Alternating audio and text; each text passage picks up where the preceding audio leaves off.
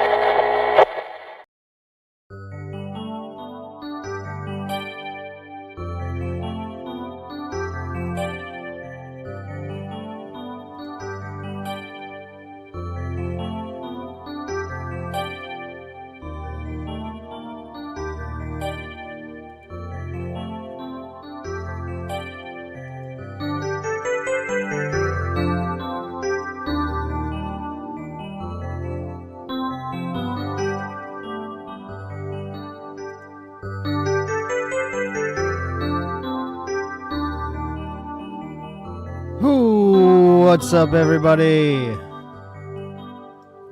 It is Monday. We are live. Is this thing on? We are live here on YouTube, Monday, February 10th. Broadcasting from the Aquadome. The vibes are unmatched, said the Hash Phantom. Thank you, brother. We're working hard here in the Aquadome. And I've got a banger of a stream for you tonight.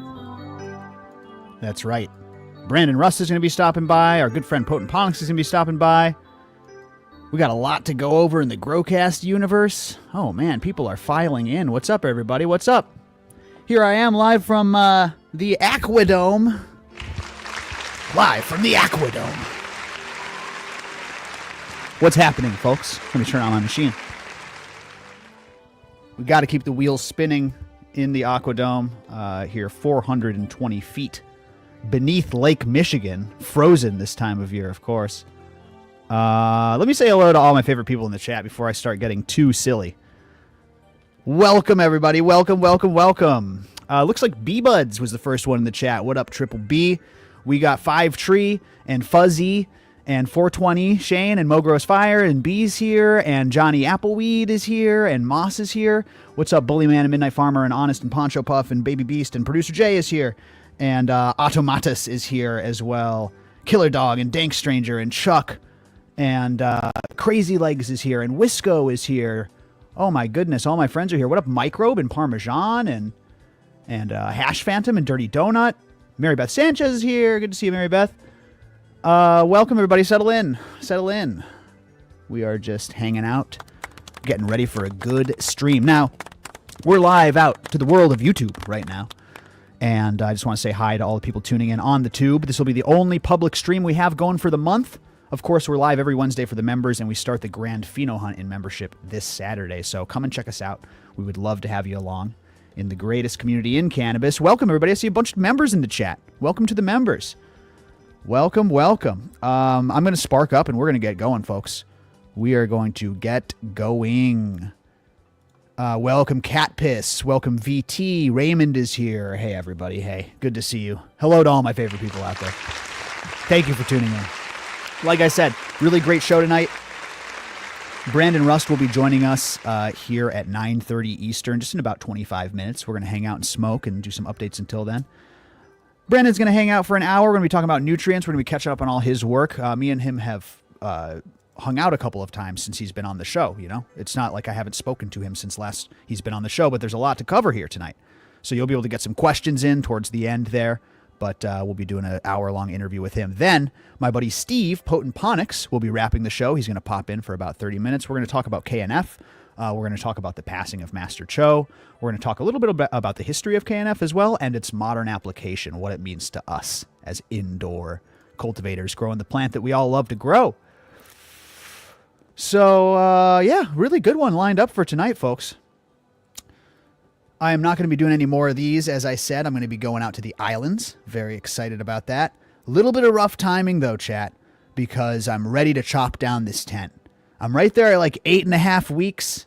I'm going to be gone for 2 weeks. Okay, now Producer Jay is going to be around. He's going to be in the Aquadome taking care of things. Producer Jay is here in the studio. He doesn't have a microphone, but you want to yell, Producer Jay? He is here. What up, he says. So chat, the last thing you want to do is like harvest early just so you can make it in time for the trip, right? So I'm kind of in between a rock and a hard place, but 8.5 weeks, a lot of the plants are done, so I'm going to take those down. And then Jay is going to help me out if we have any stragglers. Everyone's saying hey, Jay. Mo Grows says hey, and Moss and Killer and VT all saying hey. Loving the Discord, says Cannabis Cowboy. Thanks for turning me on to that. Grab the Keyline Madness. Keyline Badness, he says. I like that. Keyline Badness that's good shit. Can't wait till that comes in. Thank you, Cannabis Cowboy. And thank you for your patience. The wave does start flying today. There was a big wave to go through. So, RIP to Master Cho, says Honest. We're going to be talking about that, man. Really cool show for tonight. Val is here, says Jordan. Jay, you're the man. Welcome, Val. Welcome, Johnny Appleweed and all the Johnnies. So what was I saying? Chop time, right? I got to leave town, and these plants are going to be ripening while I'm gone, but we're going to figure that out. I'm very excited about it, let me tell you. My plant back here did die. If you remember, you've already seen, unfortunately. You've seen the poor news here. Grab my floating pot. The bad news is the floating plant did die. Now I'm looking to replace this floating plant for the background. So chat, I need some advice. I got a few different options for you, okay? And I'm gonna actually break the fourth wall here for just a second, even on the public show, which I don't like to do, okay? We are under the water right now. Don't you forget it. No, this is a green screen. This is a green screen here. You can see this is the studio that I work in. And shout out to Stoned Ocean for putting together this little background that makes it feel like the Aquadome. Now, the problem is when I put a plant in this floating pot and I put it behind me, it's green and it washes out, right? That light green washes out. It becomes part of the background. So my first thought was, well, I've got this beautiful chocolate chip cookies. Shout out to Purple Caper. You guys know I've been growing this chocolate chip cookies for a minute. Shout out to Disaster Gardens for getting it back to me after I didn't have it for a while. But this Purple Caper's chocolate chip cookies comes out so gorgeous. Really, the picture doesn't even do it justice. It is like a turtle shell green bordering on like a gray green, black green type of thing. And I know that this thing, if it was in vegetative form, would not wash out. It's much darker than the green screen behind me. And so I was thinking of planting this. Or should I do a different plant? Chat, should I do a cactus? Should I do something like that? Peyote! Wow, Steve's in the chat, and he says you should put a peyote cactus in there. I was thinking a cactus for care purposes, because it's tough to water this. This thing is tiny. Like, this thing is... Here's my Yeti mug for comparison. It's probably got, like... I don't know. A fifth or a sixth of the volume of my Yeti mug here. Full of delicious ice water. What was the yield? Says Parmesan. That's good stuff. Someone says... Lap Hafora. What is that? A lot of people are saying cacti. Or cactus, I guess. Lap Hafora. Oh, yeah, these little bulb cacti things. Yeah, absolutely. Yeah, I know these things. That would be easy, right? I was thinking like something a little bit taller, like the classic, like, what is it, Sonoran cacti or whatever? I don't know what it's called. But these little things, yeah, I know those. That would be great. Yeah, fantastic. San Pedro, bonsai, perfect peyote pot. All right, we'll just do that.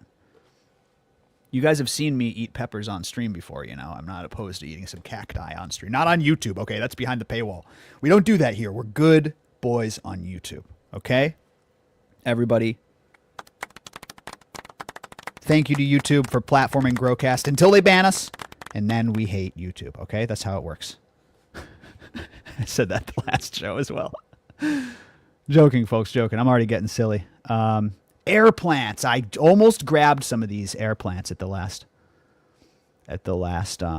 plant store that I went to. I just saw these things. Those are very, very cool. Let's see here. Catch up with chat. We did that. Upcoming schedule and content. I'll let you guys know what's going on. Looks like Brandon's going to be joining us in 20 minutes here. Now, I do want to talk for a second about the Grand Pheno Hunt. Okay? The Grand Pheno Hunt starts this Saturday. Okay? Now, all you got to do is get in membership. People were writing me and they were saying, members were writing me and saying, how do I sign up? Is there a fee? What do I pay? Nothing. You just get into membership. If you're a new member, you can even use code RIVER right now get in for like $1.50, and then get in the chats. We're just going to all hunt a bunch of seeds together, and someone's going to win $1,000. Okay. Shout out to Sherm, who won the last $1,000 prize. Did I just ash in that plant pot? I did. Oh my God. Shout out to Sherm, who was the last grand champion. And I want everybody in this. If you guys have any questions, let me know. Because I would love to answer any misconceptions. How is it the 15th? Everyone's waiting for the pop date. Thank you all for your patience. Grand Pheno Hunt 2. Ashtray plant, exactly. Free 99 for members. 100%.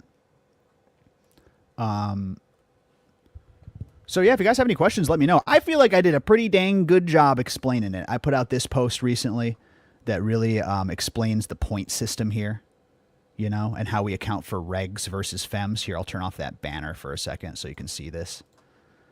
I really wanted this hunt to be fair, so you can't just pop it. Obviously, you can't just pop 1,000 seeds and have 1,000 times more chance than the next guy.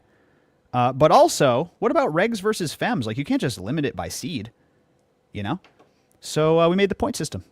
12 points. Regs are 1, fems are 2. I feel like I did a pretty dang good job explaining it. So not a lot of questions popping up in chat. I must have done a pretty dang thorough job there.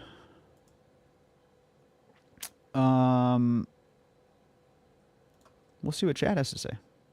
Ash is just microbiochar. I like that. Okay, so ash in my soil is what you're saying. I'll go ahead and give that another one. Going to run some empanada beans. Nice. That comes from the community Pheno hunt that we did. A little bit different than the Grand Pheno hunt. So if you are a member and you're excited for this weekend, let me know what you're going to pop. I'm going to be popping along with you guys. I'm going to pop some bag seed. By the way, bag seeds count as fems, because you got to imagine they pretty good chance that they are fems. Cat Piss says, here on my planet, we get 7 outdoor harvests a year. It's lonely here. That's a great comment. I'm glad that our broadcast makes it all the way from the Aquadome to whatever planet you reside on, Cat Piss. I hope to get to that planet by the end of this joint. How many points for golden seeds? I don't know exactly what that means, but I like the way it sounds. Oh, the saber bag seed, Mogros, reminds me I have a saber bag seed. I forgot about that, and yes, I am going to pop those. Yeah, absolutely. Guys, if you have any questions, let me know. Starts this Saturday. If you're watching this and you're not a member, growcast.com, jump on in. Would love to have you. Going to give away 1,000 buckarooskies. And some really cool prizes as well, some side prizes. Happy about the art that we put together for this one. I was showing this off to the members for a while. It's just silly. It's just silly. I like this style of art. Again, shout out to Stoned Ocean. He generates these images for us, but I was specifically like, listen, I'm looking for like a Byzantium style, medieval. It's Byzantium. That's literally what the style is. And yeah, round 2 starts this Saturday. I hope you're ready, everybody. Hope you are ready.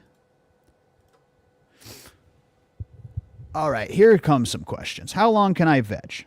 I may or may not have thrown some plants into flower in the tent. Oh, that's fine, Parmesan. Yeah, if you have to veg extra long to wait for the other ones to finish, sure. Just try to pop on the 15th. We're going to have some leeway. So if you're watching this and it's a week after, you can still get in. We're going to have about 2 weeks leeway time. Get in membership, pop those seeds, all right? Just so we're all in kind of the same basic timeline. That's what I'm looking for, okay? Then the contest goes like 5 months. We won't be picking winners until month 6. So you grow however you want to grow, and specifically however you usually grow. Like, grow as best you can. If you have to veg extra long to wait for the other ones to finish, absolutely do that. And we won't be picking winners till, like I said, month 6. We're going to go visit the top 3 in person, and whichever one Rich likes the most wins. So it's a fun competition. Lots of side prizes too, though. That's just the grand prize. Remember, you have to take cuts to be eligible for the grand prize. All the other prizes you're eligible for just by playing around. But if you're going to win the $1,000, you have to have the cut, or else you're disqualified. So keep that in mind.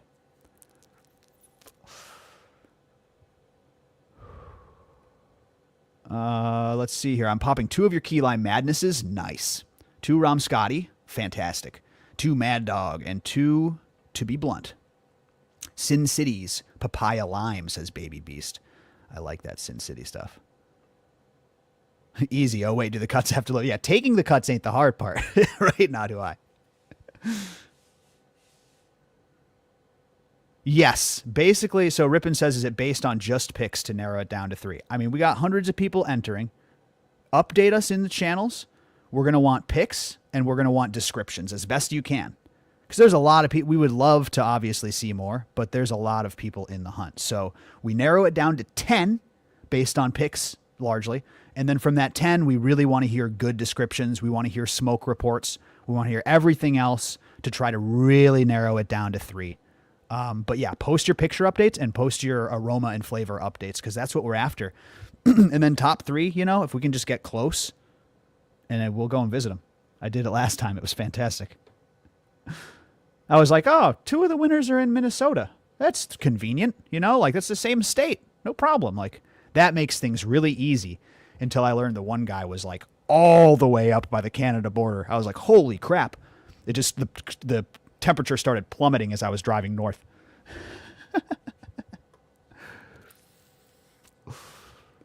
So that was a long haul up there, and that ended up being the winner.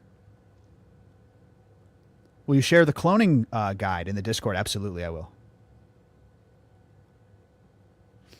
Take those cuts, keep them alive. Okay, cool. What are some contestant selections you're excited about? Great question, 5Tree. Let me tell you guys about some strains that have been really impressing me lately. Shout out to Mike the Pool Guy. Mike the Pool Guy is a beloved member. He's an awesome guy. He loves Donnie Burger, okay? Skunk House Genetics, I think, is the person who bred Donnie Burger. And he's been running this thing so burgery. He pops new seeds of it every time, but they come out pretty uniform. So burgery, so meaty, like you can smell the grill. You can smell the grill marks. Flame broiled style, okay? And so I was working with Mike, and he's giving me this really good flour. But then I got to witness Ziggy, a fellow member Ziggy, got to wash Mike the Pool Guy's Donnie Burger. And the smell coming off that rosin press was some of the most delicious, tantalizing, meaty, aromatic. I was just in love. And it's got an interesting lineage. It's got an OG thing in the lineage.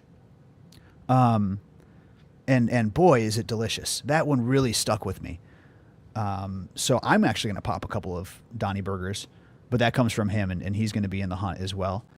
But everything excites me, man. A lot of people trying to get those Key Lime Madness crosses in time. A lot of people popping Key Lime Madness, the original from back in the day, for this hunt. I think that's cool. Quite excited. Quite excited for this. Double Burger is so good, says Norman. That sounds good. In addition to the Donnie, I tried the Papa Burger. Norman, is that Skunk House probably? Probably the same guy who is doing all that burger work. The Papa Burger washed a little bit different, right? Smelled a little bit different, maybe a little more complex, one might say. And I just love it. I love it. I love it. It's the effect of it is quite profound. It's strong. It's relaxing. Reminds me of GMO in a way.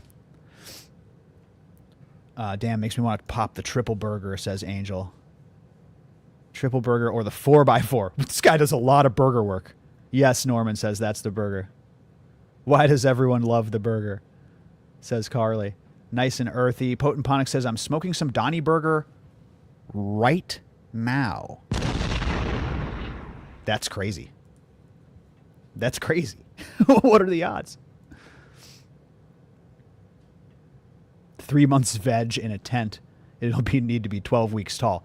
No, Greg, to be clear, you want to get through harvest, dry, and cure before we're coming to visit you. So that's why it is the length. We want to give people enough time for flowering strains, but also enough time for the short flowering people to dry and cure. So I want to be clear about that. Mike the Pool Guy is an OG. Absolutely, Jay. Can I have it with Beyond Meat, the 4x4? Perfect for vegans. We've got there. Got there. Are there any cultivars that don't actually smell like cannabis? I'm telling you, man, I get more and more every day. That burger strain was crazy. It smelled like burgers. But you ever show somebody who's like not into growing or super into smoking, and you're like, doesn't this smell just like blueberries? Doesn't this smell just like a burger? And they're like, that smells like weed to me. You know what I mean? Let me know if you've had that experience. I certainly have. But to me, I feel like there's so many complexities. Like the Super Snow Brunch smells like oranges straight up. That burger was very burgery. I've had some strains recently. They don't smell like weed to me. They smell like everything delicious. Everything delicious. 100% had that experience. My girlfriend all the time, says Parmesan. Some smokers are just nose deaf. That's kind of true, too. I get that feedback a lot. Some people were in the Pheno hunt, and they're like, listen, man, I'm going to do my best to give you a description, but my nose just doesn't work. My sniffer just does not work super well. So I don't even think you can blame, it's like having good eyesight, right? Something I don't have. Exactly, Wisco. My wife, quote, smells like weed. So, I think that plays into it. Five Tree is also smoking Donnie. What is going on with the burger? What's going on with this burger? That's good stuff. We're going to have Brandon here in like 5 minutes, folks. Very excited for this interview. If you have questions, line it up. I don't really have many other updates to give you. Of course, we do have the Cultivators Cup coming up in April. Please come out to this event if you are interested in competing, if you are interested in meeting the community. It's going to be so fun. This one's going to be absolutely off the chain. So check that out. That's at growcast.com. April 12th in Illinois. We have people coming from all over the world, really. So I'm very excited about that one. But those are all my updates, folks. What do you guys think? What do you guys, you coming to the Cup? Anyone competing this year in some cups around the country? Going to any events? Tell me what you think. To me, I got to be perfectly honest here, outside of the paywall. To me, a lot of cannabis events have been falling short lately. To me, a lot of cannabis events, it depends. I shouldn't just say that. There's different types, right? Like, there's a lot of cannabis expos out there where you just can't consume inside. And I feel like it's a lot of the same vendors, a lot of the same places. And they're fun, and you get free stuff, and you get to meet, and you get to hang out. But then there's events that do it real good. There's events that get the decorations right, that allow open consumption or have a consumption area that's really cool, that have dab bars and things like this, that have education, actual education, right? Not just like an excuse to vend. Anybody? So yeah, that's what we always go for with the Cult Cup, but I feel like there's a turning point between events right now, and some of them are going the kind of like educational type route, community type route, and then other ones are going the kind of like vending, that type of route, or vending, or like expo type of route. So we're really trying to bring back the fun community events. We want to make this the most fun cannabis event you've ever been to. That is our number one goal. So I'm very excited about it. Black Truffle by UK Cheese. Ooh, that sounds good. Yeah, the scene is kind of losing its gusto. That's why GrowCast is kicking ass. Thank you, Angel. I appreciate that. Man, we're working. We're trying. We're going to try our best. I'll tell you that much. All I can grow currently is tomatoes, unfortunately. Oh, well, that's okay, Tucker. They're so similar, it seems to me. My goodness. I feel like if you can grow one, you can grow the other. 2 growers and 1 cup, says Cannon Nostra. This is the second time in like 25 minutes I've used the home improvement drop. You know, that's how you know it's going to be a good stream. Here to Learn's got a question. Let's knock this out before we have our guest hop in. Anyone grow Gary Payton? I'm going to be popping 2 different cultivars that are crossed with it. Just curious how Gary Payton grows. Which ones are those, Here to Learn? I'd love to know what the crosses are. Let me check in with chat. Anybody have any recommendations as far as how Gary Payton grows, like the morphology and flowering time and stuff? I would love to hear that because personally, I have not grown it. However, I've consumed it. I'm quite talented and familiar with consuming Gary Payton. And I really like the kind of low-end, chemi, asphalt, spray paint, permanent marker, grape type flavors that I've experienced off of Gary Payton. Smoke's good. That's right. Popping the Snub Nose, which is Gary Payton by Permanent Marker. Those 2 are 2 strains that I really put like similar to each other in a lot of ways. Steve says Gary Payton by Don Mega is one of his favorites. Hands Cold grew a good Gary Payton. How'd you like that one, man? How long did you take it? And what did it look like? I'd love to drop that in chat.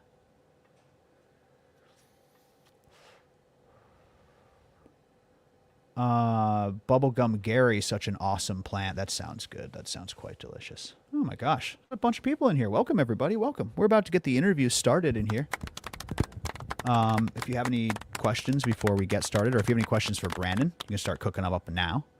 Post them in chat. I might have you repost them because this joint is going to get to me eventually. But we're going to have a good stream ahead of us, folks.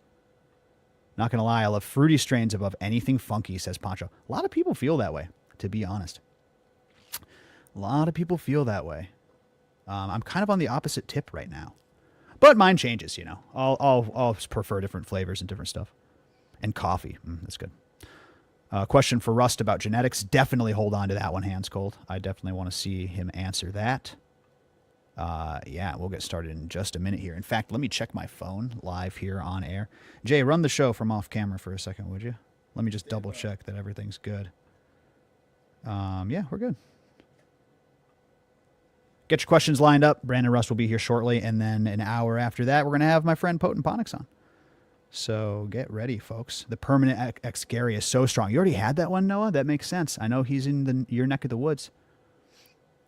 The clapping sounds like typing. Better than what it used to sound like. Shout out to the old members who know what I'm talking about. Cannon Nostra says, that's an inside joke. If I can pop my own beans, absolutely. For the Pheno hunt, you can absolutely pop your own beans. Let me say that right off the bat. We encourage those types of things. Where'd it go? I should have put it on stream. I think I'll do LA Kush Cakes by Skittles Cakes. That sounds fantastic. I love that LA. LA cross is great.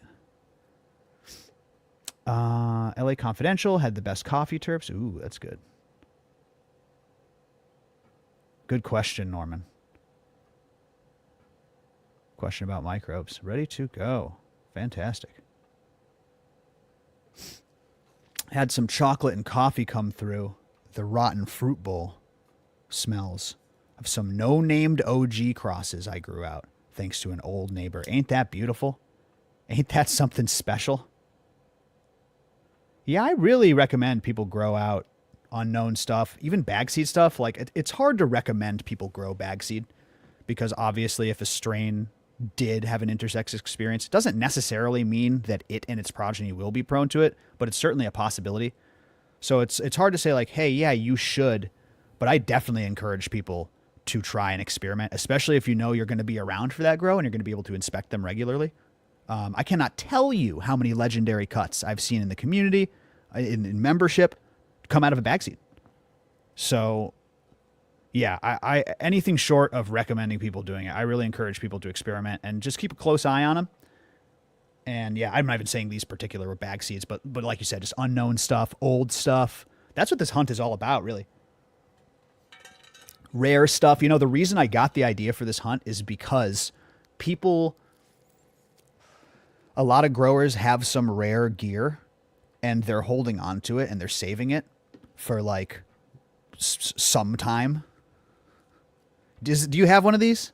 Let me know in chat if you have one of these. I got a pack. It's special to me, so therefore I'm going to not pop it. And one day, sometime, I will pop it, right? I want to see those popped. Okay, we're not getting any younger. You want to be buried with these seeds? Pardon the pun.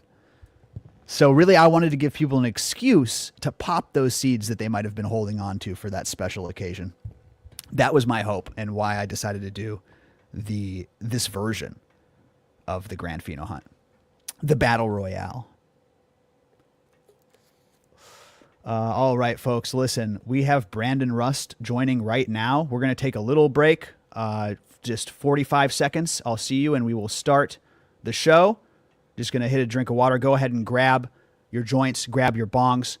Thank you so much to the members. This show is fan-supported. The interviews have no ad interruptions, and that's because of you members. So I'll see you in 45 seconds with Brandon Rust. Let's go.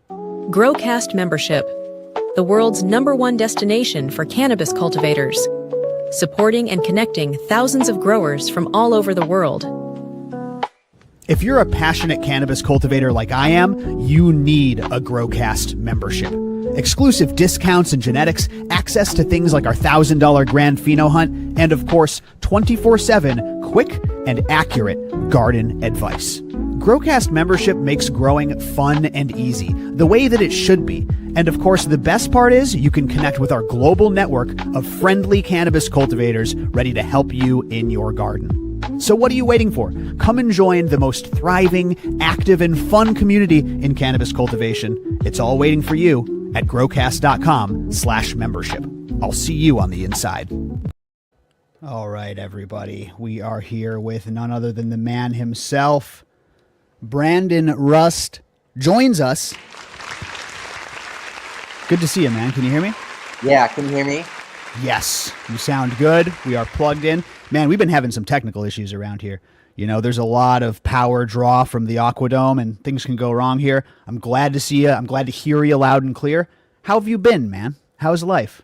I've been good. Just I've got a bunch of different projects I've been working on, and so I stay regularly broke so I can fund my dreams. But we're basically getting to a point where everything's kind of coming into fruition, and I'll see the return on all my investing in myself soon. I remember there's a video on this channel, on this YouTube channel actually, where you and I are sitting in my car in Chicago, Illinois, in the dead of winter, cold as fuck. Oh, amazing jar. And we're discussing exactly what you're talking about coming to fruition, but you were just discussing the foundation of it, the very beginnings of it. Do you remember that? Yeah, I do. I think we were over at the park and stuff, and we were just kind of, because I was out there visiting Dr. George at NASA Agricultural Technologies. I think this was even before you met Dr. George, and we were kind of just, out there hanging out and chilling since you were out there at the time, and I don't know a whole lot of people out in Chicago, so. So you're stuck with me, man. Good time. We always go get skewered meat at the Is that right? market. And, that's right. Yes. Some skewered meat, of course. Yeah. Load up on protein and talk grow for hours. But dude, I want to say for a second, I don't want to go off topic, but I do want to thank you. You talk about this guy, Dr. George, a lot. You're working with this NASA guy who's into fertilizer production and stuff. And you gave me the pleasure of inviting me over to hang out with you two. And I just have to say here on air, and not just thank you, but say it to the people. I see why you speak so highly of that man. That is one of the most impressive individuals I've ever had the pleasure of meeting. And I've met some pretty damn impressive individuals. He's one of a kind. He's super smart, and he's one of a kind. Yeah. Here's the thing too. It's like I see, who they portray as smart people on media and stuff. People like Elon Musk, for instance, right? Autistic, maybe. But when you talk to people like Dr. George and you're around those types of people consistently, you can get a real feel for what who really knows what they're talking about. You know what I mean? Well, I will say this, man. He's got real wisdom. I don't know if that kind of plays into what you just said, but he's not. That dude is. he's wise and he's smart, and he speaks, not only does he speak a whole bunch of different languages, but he's got a bunch of wisdom in his head, man. He's got a bunch of good ways of living. 7 languages. And he's Greek. And so I think that's one of the things that kind of separates, because he speaks traditional Greek, old Greek. And if you look at, the foundations of language, Latin is derived from Greek, and all Latin derived languages have their core meanings in Greek. So he can hear a word almost in any language and have an innate understanding of what that meaning is because of the root of that word. So he understands the root of words, and so he understands language a lot better and that is also expressed, I think, in things like textbooks, when you read textbooks and things like that, because it's like the ability to just have an understanding of a thing through the root word of it, Yeah, totally. It's pretty spectacular. But thank you, dude. Thank you. That was a lot of fun, and we ate pizza over there in Chicago. It was great. So let's talk a little bit about the business before we get into grow science. We do have some questions, but chat, I've also got some questions of my own. So let's get the business out of the way, man. You're scaling up Bokashi Earthworks. I'm really excited about what you're doing. I want to talk to you about, I don't know, people like your products, and I want to hear a little bit about how the sausage is made, and like not why you need to scale up. Obviously, you need to scale up for obvious reasons, but like which one of the inputs is like the hardest to make and scale up and produce, and why are you put into this position now where you have to go to a larger scale facility? Well, here's the thing. So, Dr. George developed this technology back in the early 1980s, and he first built his first factory down in South America in Brazil. And it was operational for several years before he sold it to the Brazilian government. And so he's put up manufacturing kind of globally. He's got 2 factories in China. He has a factory down in Mexico. They actually were in the process of building a factory in 2008 here in the States, because he is American and it is American technology. But it was so hard to get Americans on board with organic fertilizer technology, especially in the 1980s, because people weren't looking or trying to quantify things like protein content or nutritional density. And they definitely weren't looking at, soil carbon storage and long-term soil, fertility and health. They were just looking at crop yields. And so it was a really hard sell. But in 2008, they were in the process of building facility. 2008 was a bad year, obviously, for economic reasons. And so, when I discovered Dr. George, and we started building our business relationship, I wanted to bring this technology back to the US, and I wanted to bring this product back to the US. And the easiest option was to pull from his facility that he has down in Mexico. And when I'm looking at the logistics of it, because I went through, 35 years of, business stuff on their side. It took me 6 months to get the business proposal. But when we're looking at the actual resources and the cost for production and manufacturing, it's about half the cost to do it here. And then it also it eliminates all of the logistical challenges with imports and customs and all of the other things, those import fees or tariff that may start being implemented. And so, I could still support my customer base just, pulling from Mexico, but I can't scale up my wholesale. I can really only do small DTC sales through my online channels, right? Through my website and, promoting through podcasts and social media. You want to get into food production, don't you? But the whole thing, that's what it was developed for. Look at, here's the thing. This is what I've realized this. I've known this for a long time. Organic cannabis cultivation is a niche market inside of a niche market, right? Correct. Especially, and then when you get into living soils, that's even more niche inside of the organic cultivation. Mm-hmm. And the thing is, this was designed really for large scale agricultural crop production. What I did is I used my knowledge and my understanding of how these things work to create fertigation schedules for cannabis. But the goal is to bring this to conventional agriculture, just like is being done already globally in other places. Mexico, South America, all the Cuban tobacco farmers are all using the humates and stuff.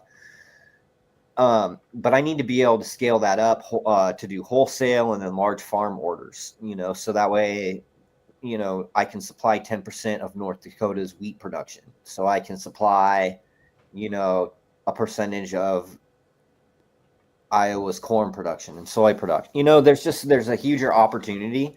And the thing is that this fertilizer has a higher use efficiency than conventional fertilizers, and doesn't have any of the negative detrimental impact, right? So you'll see an increase in crop yields, but you actually see an increase in quality as well.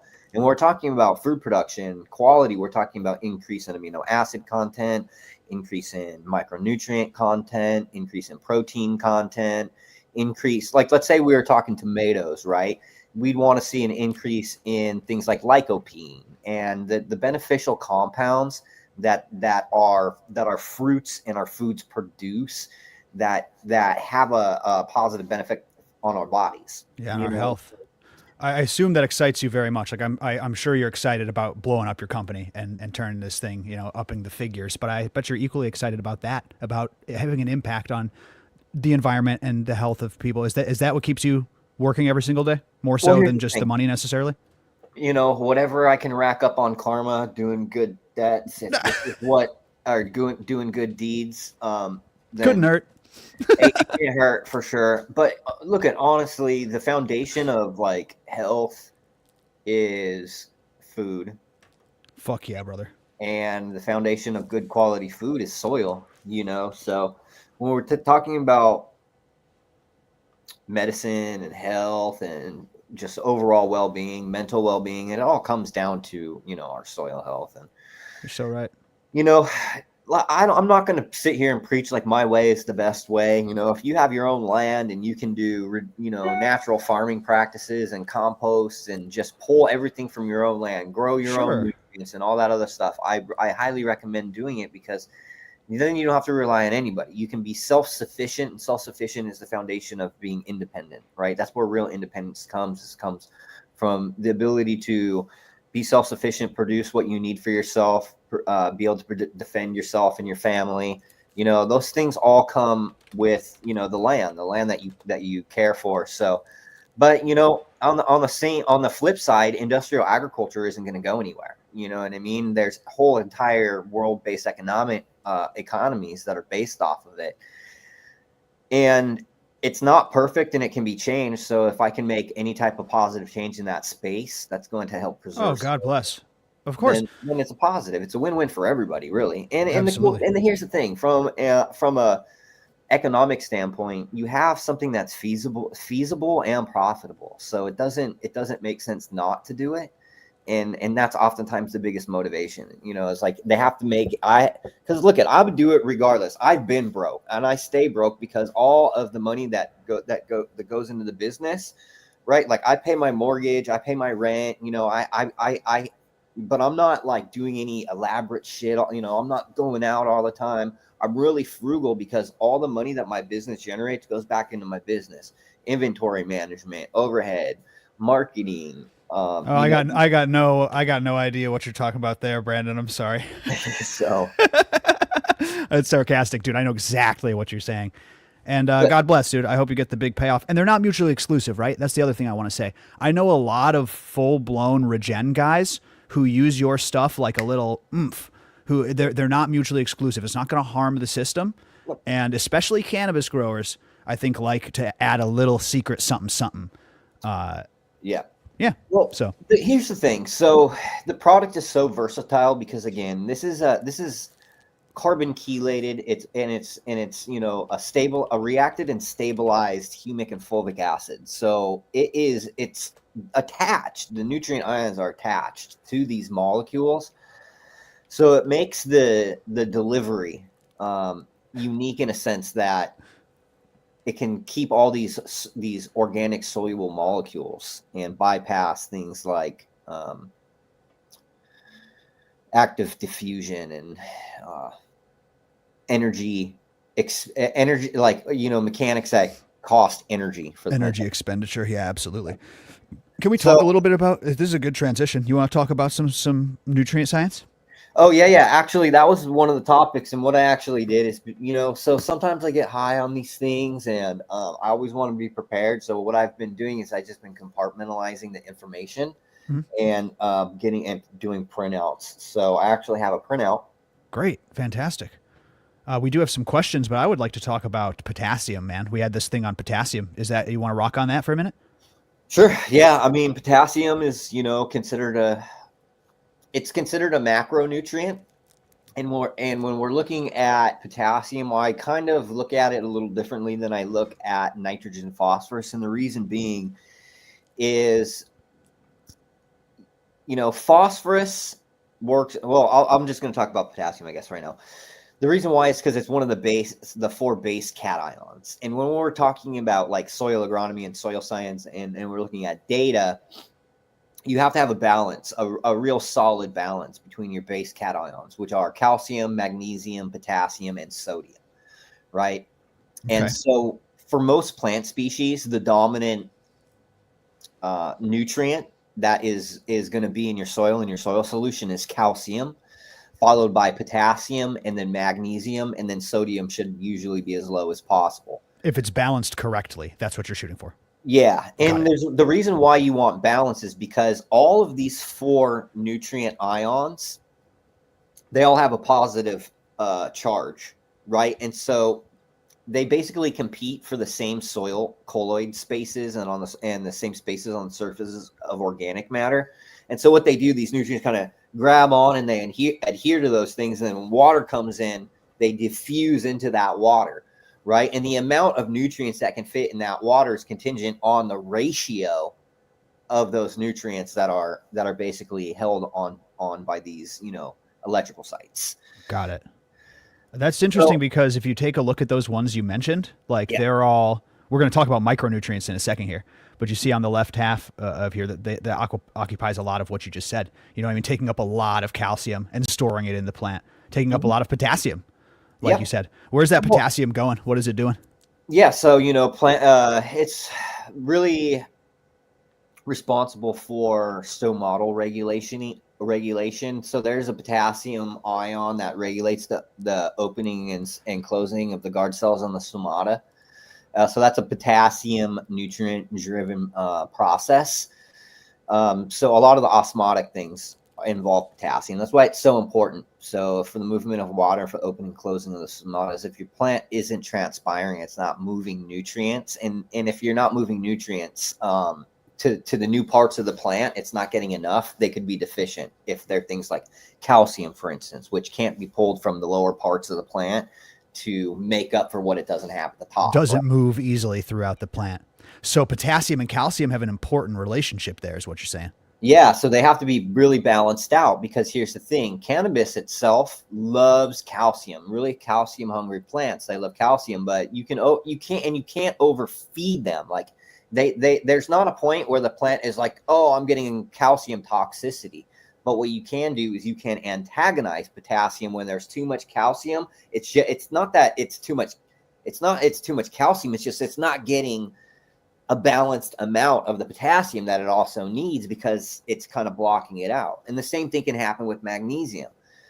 So all those nutrients, if potassium is too high, not enough calcium, not enough magnesium. If magnesium is too high, not enough potassium, not enough calcium. If calcium is too high, not enough magnesium, not enough potassium. So they need to be balanced, right? Mm-hmm. We got a couple of questions in chat that might go along with this, but okay, so that's good. Talk to me about potassium in veg versus flower, because I know it has a lot to do with like aerial growth and above the soil growth, and people load up on potassium in flower, but I know it's important in veg as well. You want to talk about that? Yeah. So when I'm looking at like seed starts and stuff, I don't usually tend to have in my actual like fertilizer regimen, like I'm not using a high potassium, and I'm not aiming for real high potassium. What I'm really looking for is balanced calcium, nitrogen, and phosphorus. If you look at starter fertilizers across the board, like DAP or MAP, diammonium, or monoammonium phosphate, those are conventionally used as starter fertilizers because those are the two nutrients, nitrogen and phosphorus, that earlier plants need to get really well established And, phosphorus helps build robust root systems. Nitrogen is responsible for the biomass. And while the plant's small, it's not needing as much potassium. Again, you still need a balance, though, between potassium, calcium, and magnesium. And you still have to take into consideration the ratios, which may be separate for that phase of growth of nitrogen and phosphorus. And then, phosphorus, in my experience, is really people really like to push phosphorus, and they think that pushing phosphorus is going to chunk up their buds and this and that, and it's not true. The thing about phosphorus in that all of the phosphorus fertilizers and even organic phosphorus fertilizers are really inefficient because they don't when the nutrient ion is solubilized either from organic material, let's say bone meal or something like that, or if it's mineralized from something like calcium phosphate, rock phosphate, those nutrient ions have a negative charge, the H2PO5 or maybe H2PO4, maybe it is. It's one of those. I don't have that written down on this one. I just have the micronutrients. And so it's highly reactive. So it only stays in that form for a short period of time, and it will react let's say at a high pH, that phosphorus will react with calcium into a lower degree magnesium, and it'll precipitate. It'll tie those up, and then until those things are cycled and released again, then you won't have that available phosphorus. And the same thing happens in nutrient solutions. That's why, in commercial settings, they have batch tanks. They have A, B, they're additives. The reason why they don't just mix everything together is because a lot of those nutrients aren't compatible because of their charge, the charge associated with them when those salts are disassociated in water. And so, I think I feel like people have gotten a little more wise to the phosphorus because, like you said, I remember back in the day those numbers being crazy. We just talked about this. We just talked about the 0, 50, 30s, and the numbers seem to be coming down. Yeah. But it seems like that potassium, like you said, is what gets gobbled up. Yeah, it does. It gets eaten up way faster. When we're talking about nutrients in order of probably greatest magnitude, it's usually calcium, nitrogen, and potassium, especially in cannabis. Magnesium, is dependent on what your inputs you're using, but they can be pretty magnesium hungry too, especially under real high intense lighting. Yeah, which is what we're all under, right? Everybody's over lighting right now because all these light manufacturers have been a race to the top when it comes to performance, and then a race to the bottom when it comes to price. And I see people overlit. Never seen this before, man. It's very interesting how that's changing. But let's not leave potassium. What about ripening? I know a lot of people, and you're a cannabis grower. This is why I like to talk to you as well. A lot of people will try to just deplete nutrition once they feel at the ripening stage for senescence. A lot of people will do a calcium flush, and some people will even keep the potassium high at the end. What do you think about potassium during ripening? Well, here's the thing. So when you look at the different types of growth stages that a plant goes through, and we could say, okay, we have seedling, we have kind of real pre-vegetative where it's getting established, we have our vegetative phase, we have a transition phase, we have an early flowering phase, and we have a late flowering phase. We're to divide it up just like they would in corn or soy, and where they're saying, hey, these are the different phases of growth to maturity. What potassium looks like is you don't need a huge abundance of it in veg. Obviously, you still need to have a balanced amount, but you really want to make sure that you have that when you transition, that you have enough, but it's really about getting it in sooner than later, right? Because you want to make sure it's there and it's kind of stays at a certain level until you get to a certain point where you can start decreasing everything. Right? Because typically in my setup, I preload everything into my soils and I just do little shots of stuff here and there, right? Throughout the row. And that's pretty much it. It's not super complicated. Feel vindicated.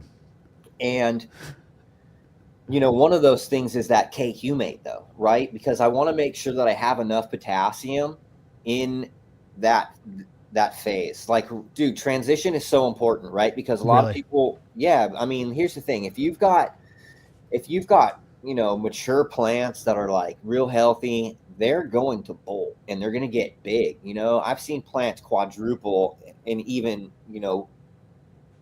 get bigger than 5 times their size in that first 2 weeks when they flip, or those first 3 weeks.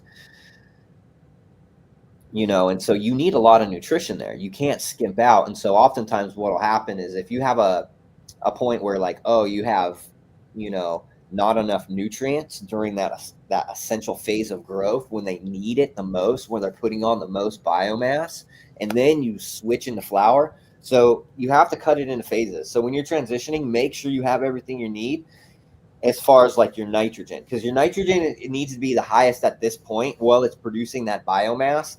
And then as the biomass is decreasing, or as the flowering is set, you can just let it peter off. It still needs it, but you just kind of slowly let it decrease throughout the end of the cycle.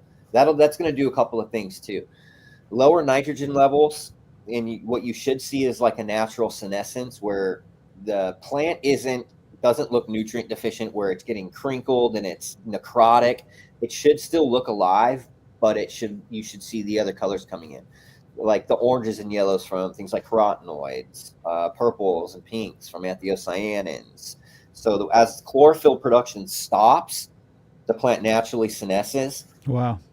And one of the things too is if you have too high of nitrogen in your like later in flowering, you're going to have lower terpene and cannabinoid content as well. And then oftentimes it's a little bit more harsh. Well, I think that people are so scared because for so long we were pushing nitrogen too hard. It's like a pendulum of knowledge, right? Like people were using nitrogen fertilizers like way too late into flower. It's just like the phosphorus thing. And then people are like, okay, we got to back that off. And then what do they do is they think that the day they turn their light to 12-12, the plant just suddenly changes its metabolic needs. That's not how it works. Like you said, if anything, it's going to trigger more of a biomass growth. So you want to maintain enough nitrogen, not too much, but enough, right? Yeah. And so, the way that I look at nitrogen, it's kind of like logarithmic, which means that as biomass production increases, nitrogen needs to increase support that increase in biomass production, because again, you're creating chlorophyll and you're also creating proteins with this nitrogen. So you need to be able to, that's biomass, and that's also the photosynthetic chemical that captures sunlight. And so if you want to have efficient biomass production and photosynthesis, you need that nitrogen. And if those things are continuing to grow and replicating constantly, because the surface area of that plant is starting to increase and you have more photo cells, and you know what I mean? Like the surface area of all of that leaf mass is essentially like an equation of how much light that plant can capture. And depending on what that is, it should be able to theoretically take up and use this much, nitrogen. So that's kind of like you awesome. Find out what those levels are. I do it through, obviously, tissue testing and soil analysis and stuff like that. And I don't even do it that often, now, because I've done it so long that it's like I kind of already know. Sure. And it's easy mode, man. It's so much more forgiving. I think that's great. There is one question. The cool thing is too, though, the humates, they work in cocoa systems. They work with base salts, and the cool thing is they can make those systems more efficient, right? Mm-hmm. Because if you add, instead of adding the full 30 milliliters per gallon and using it as like a standalone, or like like an additive, you do 2 to 3 milliliters, and then you add in your base salts, and what happens is it decreases the precipitation reactions. So what happens, those reactions that I was talking about between phosphorus and calcium and stuff like that, right? You see that as salt buildup, oftentimes on the surface of medias, on the outsides of pots. Those types of reactions are basically your nutrients becoming unavailable and tying up. And that when the nutrient ions fall into solution, but there's the fulvic acid in that solution, they attach to those organic molecules. Got it. Right. And so it decreases those precipitation reactions. And what also happens is the use efficiency. So the plant has better access to those nutrient ions because they're going to stay in a soluble form. They're not going to react. Right. Which is the name of the game, to make those Yeah. soluble so they're uptaken more easily. And then also because they're attached to those organic molecules, specifically the fulvic acid, it's no longer pH dependent for that plant to be able to uptake those molecules, right? Because the fulvic acid stays soluble in high and low pH ranges. So all the nutrient metalloid ions that are attached to it are also. See, I think we take a look at this chart, and very important when you're using like the traditional old school salt-based fertilizers. You know what I mean? pH was so important. Mm-hmm. But I think people confuse themselves where they think it's the only metric when it comes to uptake. And that's not true, right? Uptake is a larger picture. It has to do with solubility. It has to, right? Yeah. pH is just one part of it. Is that fair to say? Yeah. Well, here's the thing. So like the main three mechanisms of plant uptake are mass flow. So that's any solutes, anything that is in solution that the plant is taking up, that's staying soluble enough for the plant to just uptake with water. It's part of the water. Yeah, as part of the water. So that would be like your salt-based fertilizers, your whatever that you're putting into those are the reason why the plant can take those up is because they're so soluble, right? And so they just move with water. But the other part of the problem with that is that when the water decreases in your media, that salt concentration increases, right? So and that causes osmotic stress. When you decrease those, when you what was I fucking saying? I got distracted, dude. I got distracted too. That's hilarious. You're smoking with me, man. I know you're baked on this one as well. No, the solubility, the three main mechanisms. One is part of the water. And then which is solubility. Yeah, and that's why like the fertigation salts, that's how they are fed. And it's basically you're forcing them to take that in with the water because it's just soluble. So it is essentially like force feeding because the plant has no other option. It can't say, no, I don't, it's not, it's just there. It's soluble, Good or bad. The other way is diffusion. So diffusion is the best way that I could show is if I took my water and I put a little drop of food coloring in here, you would see that drop slowly, diffuse out into that water until there's an even distribution. So what happens is when there's a higher concentration gradient of a nutrient on the outside of a root cell, and there's less inside the root itself, it'll absorb through diffusion because it needs to maintain an electrical chemical gradient between the root and the soil system. Okay, kind of got it. Okay, and then the third one. Does the third one have to do with pH? The third one is inception. So that is root mining. So when your plants are going into the soil and the root system is expanding, when they actually intercept with nutrient ions as those root systems are, and that is basically the root tip. So they're basically being absorbed by the new root hair. That's cool. Tips. I did not realize that, and I think you did a good job explaining it. I just didn't do a great job grasping. Yeah. Some of the stuff is a little over my head, but it's a bigger picture, is what you're saying. Yeah, there's a lot going on for uptake. And so when we're talking about the different types of systems, they in nature they use these different types of systems. So things will fall into solution when you water or when it rains, and when there's larger concentration gradient of something, a root goes there. It'll help diffuse into there.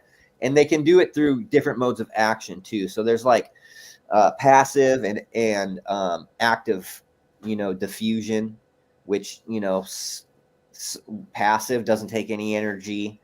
The other does take energy. So the plant will have to like release something, usually some type of, like a nutrient ion, like, potassium or a hydrogen, to counteract. The way that I like to think of it is kind of like this. So if you took a battery, right, you can only put so much charge into a battery until you can't put any more charge in it, right? And so the only thing you can do with this battery is you either have to use some of that, charge up, or you have to dump some of it.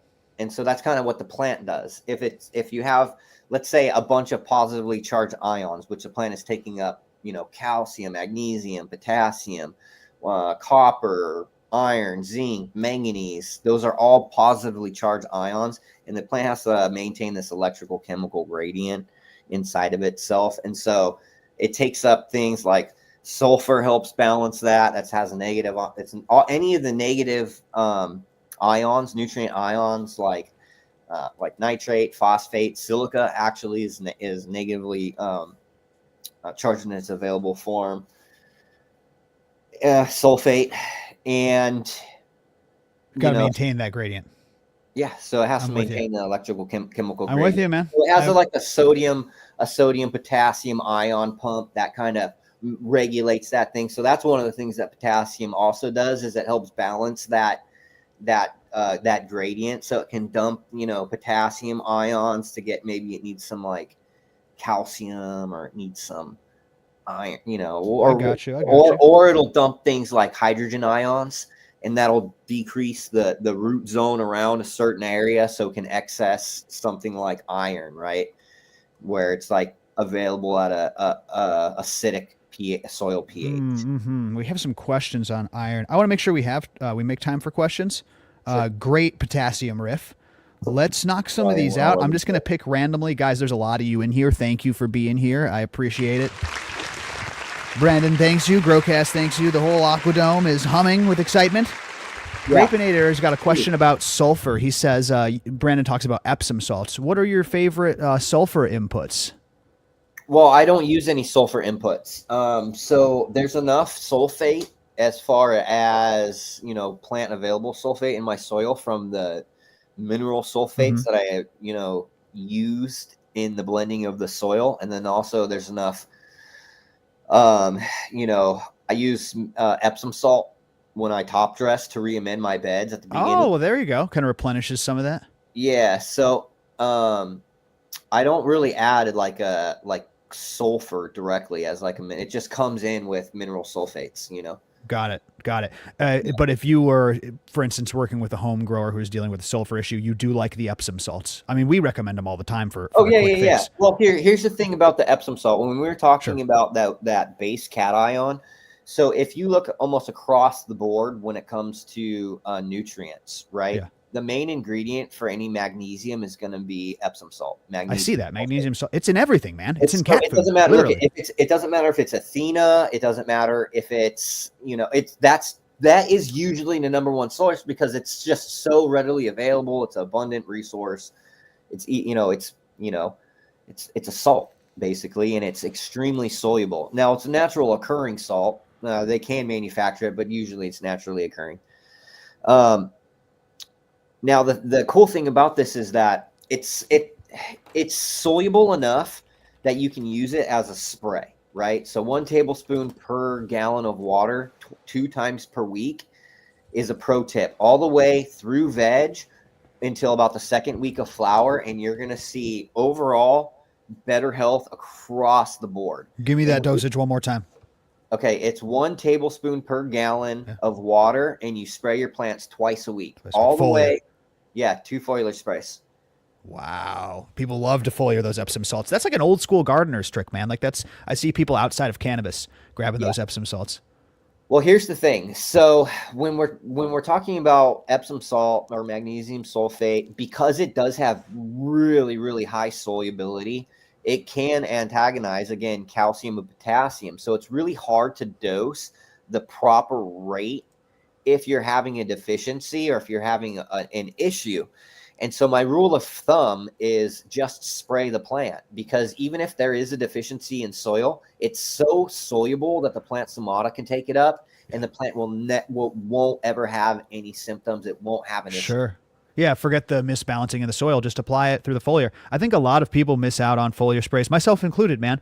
Like, if you're looking to maximize your veg time, maximize your production, getting a nice, strong foliar program is probably one of the best things that I would recommend people look into. And if you don't want to buy anything, just use Epsom salts, like you said. Yeah. It's probably in your kitchen already or your bathroom already. and he had mentioned the Q, which is the cold pressed Kiaha, and that is a surfactant. So you could use the Kiaha, you could use Yucca, you could use, Dr. Bronner's soap. You could use any of those things as a surfactant, and I highly recommend it when you're doing a spray application, because it'll just help coat the surface and underside and the top side, the whole phyllosphere of your plant really evenly. And it just and it's more effective. It helps with the delivery method. Good stuff, man. Mo Gross says I'm trying this immediately. Sean has a question about something you were saying earlier, and this is a fantastic question. You talk about the food quality comparisons. What types of tests determine that? And is there a way we could do that, like cheaply, or inexpensively, for our home gardens or whatever? Is that a tissue test? Yeah. So what you would do is you would take the produce, and the same thing like how you would do leaf tissue analysis. You get a nutrient sample done on the actual. Let's say you have an apple, right? You take that apple to the lab, and they do a test for it, and they see how much nitrogen is in it, how much potassium, how much phosphorus, how much calcium, how much micronutrients. All these things, all these nutrients that are in that plant are essentially complex into organic molecules that are that become bioavailable once they're digested and we consume them, right? And they're digested or whatever, in whatever order. But this is something that's like really available to us, though. It seems like this is kind of for. Yeah, you just go to a lab. I mean, here's the thing: you can reach out to all different types of labs and just be like, "Hey, I got an apple. Do this. Let's do this. I got an apple. You got a lab. I want to do, I want to do analysis to see what the protein content, the sugar content is. And look at if you go on Google or go on GPT or whatever and say, hey, this is what I want to do. Is there any labs? I'm sure you could find some. For me, I would just go to Pine Labs in Stillwater. They're the people that they're all awesome, dude. I mean, I met them. They invited me. That's in there. Oklahoma. I'm sorry, I didn't mean to cut you off. Yeah. It's in Stillwater, Oklahoma. They work with the college right there, and they've been in an environmental testing lab for 20 plus years. But they also do a lot of different stuff. I mean, they're equipped to basically do anything. So I do all my. I've been sourcing raw materials, right, to ship our raw materials overseas because other countries are starting to catch on that you can make. Fertilizers from, lignite. The same stuff you're making out of. Yeah, absolutely. Yeah. So, I've been testing, and I actually have 6 more samples that are going out tomorrow morning. I've been testing lignite sources from all over the country, right? And they're the lab that essentially set up the capabilities to be able to make sure that I had all of the data that I needed, including the nutrition content, all of the things that we consider plant available nutrients, heavy metal content, sodium, sulfur content, ash content. What have you gleaned from this? Oxygen, hydrogen, humic and fulvic acid content. I assume that what you're learning is not all humates are created equal. Yep. What have you gleaned? Like, where's the good stuff? What's the bad stuff? The lame stuff? Like, so the best stuff that I've seen so far is in New Mexico and Arizona. But North Dakota has some decent stuff, but initially what they were giving me samples of is what they usually use for the burning of coal, the lower quality. They're not giving you the primo stuff. No. They're using the primo stuff because it has a higher BTU. It's better for energy, right? It's less, it has, other uses. This is more energy at a lower cost, essentially. Got it. Now, what I got samples of was all their waste, all their tailings, all the stuff that they deem like kind of not fit for power production, because that's all the stuff that's oxidized. It has a lower BTU, so it's going to have a higher, because it's oxidized, it's going to have a higher humic and fulvic acid content. That's crazy. And that's the material that we want, and that's what I really prefer, because if I can take their waste, it's even more of a win, because all of that waste that they produce, then I can write that into additional carbon credits. I did this whole thing where I read about 150 or 170 pages worth of IRS tax code. And there's some really interesting things in there. I highly suggest people, if you want to be bored for, 8 hours straight and read a bunch of legalese, but like, it was kind of intriguing because I was like, holy shit, dude. Like, if you can apply this to something and you have an idea of how you can make a profitable model off of something that they're essentially giving away. That's really cool, dude. And it's cool that you put it back in the ground in this form. Yeah. It remediates. Very cool. Yes. Yeah. So that's the whole thing too. Like, oh, hey, we started an Indiegogo crowdfunding campaign too. I should have gotten you that link. What do you mean? Yeah, you definitely should have, bro.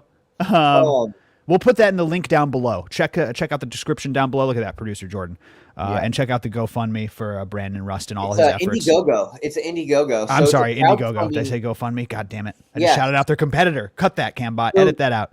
We put this huge, I put this big business proposal together. It's $multi-million business proposal. It's to build a factory, produce the NutriGrow pots and the Humate fertilizer. And so, somebody had reached out and said, dude, you should just try to crowdfund it. And it was like, why, get investors and stuff? Like, just see if you can do it organically. So I was like, all right, I'll try. I mean, it can't hurt. So my boy Paul came down and we spent a day and a half making a video and putting a little campaign together. So, well, check it out, everybody. There's 115 people in here, and I know a lot of them support you. So I want to make sure I shout that out. Give that link down below.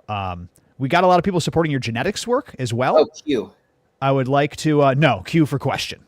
Oh. Nah, I would talk about Q, but Hans Cold has a question about some of your genetics work. Specifically, he's going to be popping 2 strains.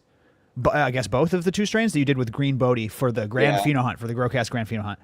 What kind of phenos have you seen? And what are those strains he's referring to, just for the chat? I'll leave that up. He's referring to the regular line, which is the Afghani Bull Rider times 89 NL, which sold out really fast, dude. I was not expecting it to sell out as fast as it did. So he has his 89 NL, and those 2 cross together. They're both old school classics. You're gonna get a lot of really forward, bright flavors with a lot of funk in them too. So you'll get a lot of terpenoline. So you'll get a lot of funky kind of rank notes with those kind of bright, not sours, and it's not exactly lemon, but it's that kind of terpenol, that turpentine kind of bite, a little bit of bite to it. What I mean, where it's but it's kind of bright on the citrusy side. So you see a lot of that, almost kind of like some of the hazes that I used to grow. Some not Jack. I hate to put it in the category of Jack, right? Because those, if you get the real cut, you know how complex of a thing that is. So you get a lot of those notes, though. Earthy, musky. You get a lot of citrus. It's very bright, though. You know what I mean? It's very, when you smell it, it's like, oh, shit. Okay. But the effect is not like what you would expect, right? Because usually with those types of brighter types of varieties, more uplifting, not the case. They're very you're gonna see the Afghani Bull Rider cut through on any of these. What does that Afghan mean? I mean, specifically, you had experience with the Afghan Bull Rider. I think you said it was originated in San Diego or like that, but what is a Ghani terp to you? So the Afghani to me, so what I've seen in a lot is this kind of earthy funkiness. So it's okay, so I have a really good example. I have a Bubba Kush crossed to Afghani. This was I think this was originally bred by Heart and Soil Seed Company, and he used the Afghani from Mr. Bob Hemphill. Right. And so I just happen to have some seeds that I planted in my backyard. I kept some cuts. I ran this out a couple times. I have a jar of it that I harvested just recently, and it smells like a sour. It smells like a chem, right? It has the notes of, not I would say a little chemi. Not sour D, but it's slightly like sour OG-ish. But it's got a little bit more, brightness on it, right? And it's not brightness like citrus or lemon. It's just brighter. The smell is brighter to me. I don't know if that makes sense. Dude, that totally makes sense. Right. You know, I never got the old school Ganny stuff. Like Rich got the Virginia Beach Ganny that he talks about a lot. I got an AF Gooey, which I feel like was like a Ganny leaner, and it's describing a lot like you said. It's like a sour-esque, chemi-esque. That we used to run, or that we used to flip, we never ran it, but we used to sell a bunch of that stuff. It always had like a more earthy and woody tones to that one. Sure, I can see that. You can get that. You can get that, and because like again, I'll usually see bright and musky come across, and that could be like bright with terpenoline, and then you have something like, I don't know, maybe it's myrcene or something that's in there. Mm-hmm. But you know, a lot of musk, a lot of funk. But here's the thing: the highs on these things are fucking great. This stuff is all pre-cookies. This is all that old school stuff. Dude. That you remember from back in the day. Dude. It's good genetics that you may not get the best bag appeal out of some of the stuff, but the effect in the terpene profiles are fantastic. It's just like my Bubba Kush times Afghani. I wish my camera quality was a little better on here. It looks so blurry on my end. I don't know, man. That jar you pulled out looked pretty good, despite the camera quality, I will say. Yeah, that's the next one. This is the high. I mean, I can tell it's full. Limelight. I have a couple of different phenos here. Just smoked some of your Limelight outdoor in-ground organic. Shout out to 420 Shane. Might be in chat right now. That looks beautiful. Yeah, I wish you could see the quality, but it's fantastic. It's fucking great weed. Listen, we're like running short on time. I want to make sure we get everything in. So where do people go for the genetics? Okay, so the genetics, here's the thing. More questions. There's not a lot. There's just not a lot of genetics. There's just not a lot. I'm sorry, guys. I'm not one of these people that relies on making more seeds to support their business. That's just not my business model. It's not your main thing. That's not my thing, dude. It's like I do this out of my passion, and I just turn that into a business. I put the business foundations around it. So it's like I'm finally going to be making F3s, blueberry train mac with the skunk cut, the herbal cut, and then I'm using the crinkle cut again, but I'm doing a different male this time. And then I'm also putting in the moms of those, which is the Trainwreck Blueberry MK Ultra. So those are all going in because I'm doing line work. Now, the thing is, I'm looking for something very specific, and I found it in the crinkle cut, but I think I can improve on that specific pheno and make it better. And so I'm just trying to lock that in. And while I go along, people like following the journey and taking that same ride, I think. And so there's just not a lot of stuff on there, man. I don't make a lot of stuff. I don't do a lot of re-releases and stuff. Oh, that's all right. I understand. And I thank you for saying that on this platform. Now people get to see a peek behind the curtain. But to be clear, it is all at the same site, right? BokashiEarthworks.com? No, BokashiSeedVault.com is the... So glad I asked. Yeah. So what I did is, dude, I got the hemp license and the tissue culture lab up. I put all my current pheno hunt, because I bred last year. I bred the Chem Dog to my Black Lime Reserve. Mm-hmm.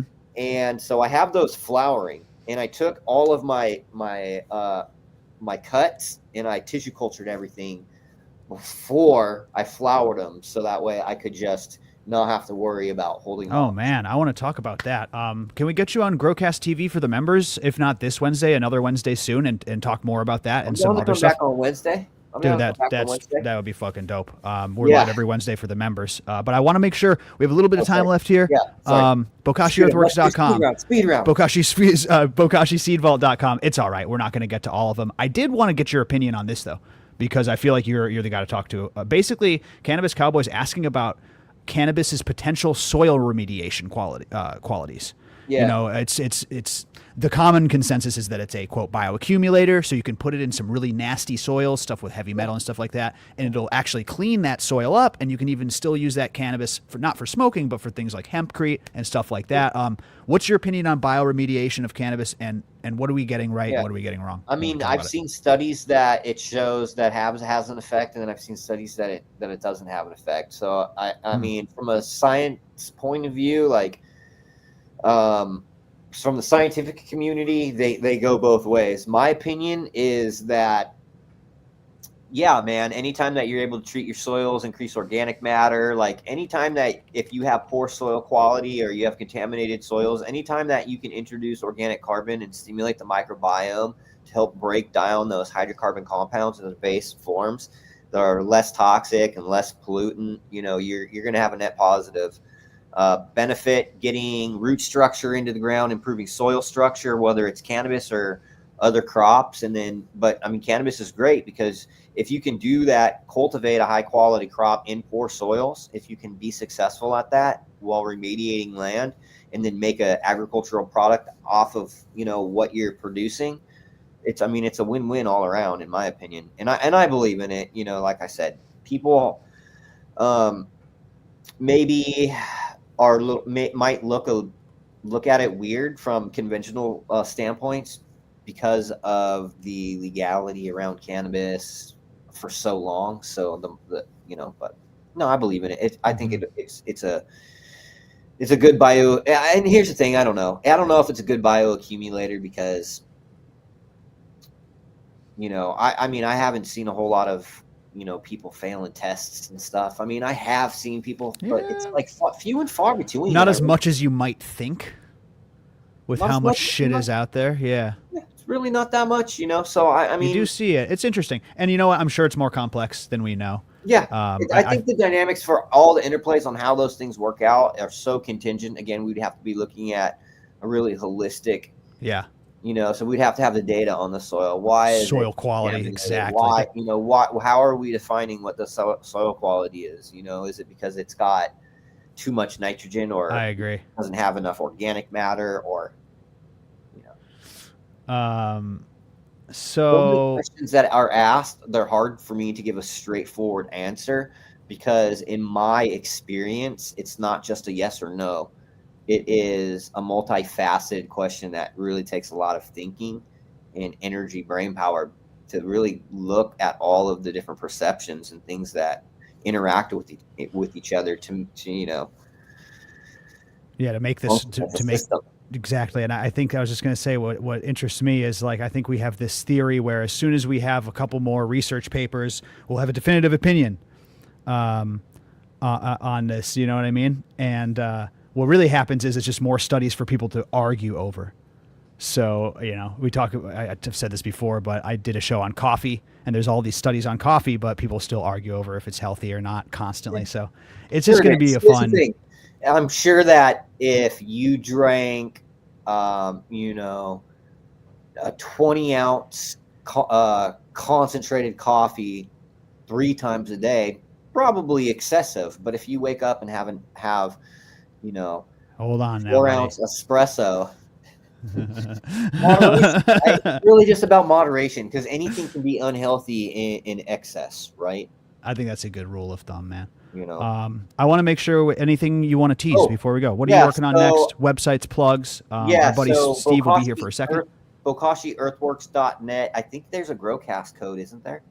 Yeah, absolutely. Code GrowCast saves you 10%, I believe, at BokashiEarthworks.com. So everybody, if you want to go grab something, you can. I'm sorry. But it'll redirect you. I think it'll redirect you anyway. Okay. We own the .com, and when we rebuilt our website, we just left it .net because we were like, yeah, fuck it, whatever. But yeah, everybody go get it. You're right. Code GrowCast. You can get savings right now. Grab some K-Humate. Grab some Calcil.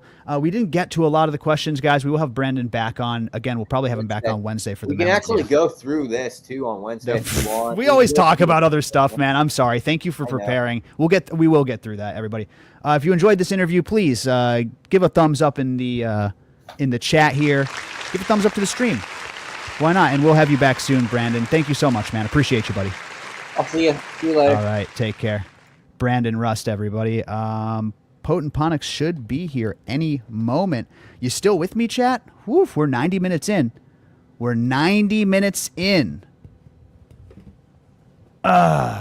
So what do we got? Mad love, Brandon. People saying cheers.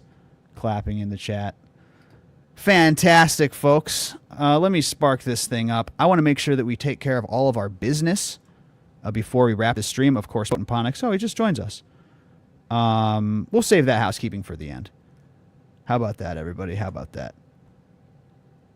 Give it up. Oh, everybody giving so much love. Thank you. Great show, says Norman. Thank you, everybody. Let's just jump right into it. You know, I was just going to hit a little pause break there, but I think we're just going to keep it rolling. Take a hit of my water, and we're going to be good to go. Hey, Steve from Boat and Ponics is here. What's up, man? how's it going? Good, but I got to be honest with you, Steve. Kind of barely hanging on this stream. This stuff is really strong. I put some concentrate in here. I didn't need to do that. You know what I mean? I like to stay a little bit lucid. Does the GrowCast code work for beans too? I don't think so, but I'm going to immediately contact that and contact him and try to make that happen. So it should work at both sites, and I'll make sure that happens. Sean is out of here. See you later, brother. Thank you so much for tuning in. Carly, thank you for the compliment. Yeah, we'll get that done, everybody. Thank you. Thank you. Steve, how are you doing, man? I see you're dabbing Good, out. sorry, to dab. Oh my gosh. You were talking earlier about Donnie Burger. There's some Donnie Burger rosin from. What are the odds, man? Italy. I mean, there's 100-something people when we were talking in chat, but 3 people have Donnie Burger? What's happening? Is it good, Steve? It looks like it's good. Look at the man. It's really earthy. A little bit of garlic. Sorry. A little bit of garlicky. Yeah, yesterday we were partying hard with the Eagles win, so Oh. my lungs are a little bit shot. I forgot. Go Birds. You're from Pennsylvania. Completely forgot Yeah, that. born and raised in Philly. Go Birds. Go Birds. He's phasing. Listen, we're all going to be there soon. Okay, everybody? Steve, I wanted to have you on, man. I want to talk about KNF. I want to talk about a little bit of a more sad subject too, but also get into what you're doing. Why don't we start there? Why don't we start off on a happier note? How you been? What are you working on now? I know you've been traveling. NorCal, right? NorCal? Fantastic. Yeah, we have a nursery we're getting online here in Northern California. It'll be in Garberville. And then we have a production facility in Benbow that we're bringing online. Just Neat. doing all the permit shit and construction permit shit and all of the all that kind of stuff for the build right now, and doing all the stuff with the power company and all the headache part of it. But it's okay. It's the way you got to get done. But we're doing some pheno hunting right now as well, because we have some space up online and ready to go that we can operate it up. So we're doing pheno hunting right now for the nursery. Just looking through a bunch of heat or anything particular? Like weird. Yeah, so I got a bunch of cool stuff. So we have a lot of different skunk crosses. I got some Luna Whitcomb genetics from Luna. We have some stuff from Heavy Days. We have some Puck G13, something else cross that's really fire. I have a Red Marif Pam 1 from Happy Tree Seeds. Super stoked on that. That's exciting. I think we even got one of yours in there, the Peach Quake crossed with something. Oh, Go back and nice. look. Fantastic. One of the truffle, I think it was truffles crossed with Peach Quake, maybe. Dude, fantastic. Thank you, might be man. it. That's fun. I think, and that's from Rich and you guys. Very cool. And, Very cool. And then we're gonna definitely snap up some of the generic BS you have to grow, but and then I'm gonna be doing a back cross with the Zim seeds. I finally found them when I moved back to Cali. What is that? So, Zim seeds? Invader? Zimbabwe Zim, seed. Invader? Oh, the Zimbabwe, of This is a course. super pinene. Like this shit's like pine sol. Like it smells so strong, the pinene, but it has some other cool terps in it that are really you could just keep getting higher and higher and higher. It doesn't have like a ceiling to it. It's like old school kind of, but it takes a little bit longer to flower. So we gotta try and work on the flowering times on it. But Johnny Appleweed.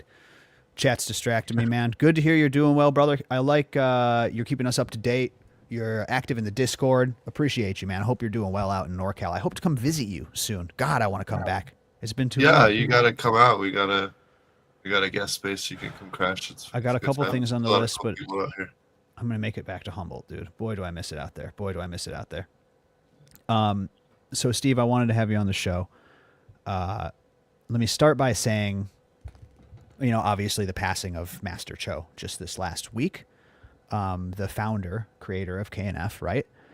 I want to say that I've always respected guys like you in the community, guys like Chris Trump, who you work with so much, and anybody, all of, I'm sure there's so many more, I'm so stoned, but all these people who take what is a Korean natural farming system, not created for cannabis by any means, and like integrating it, not just into our grows, but into our lives and the way that we think. You know what I mean? You were an integral part of that, man. Like Master Cho changed a bunch of lives. And then from there, there's like this trickle down effect, right? And like you were a big part of that bridge from his work to our work, really, like more like what I do, which is like weed growers, helping weed growers, right?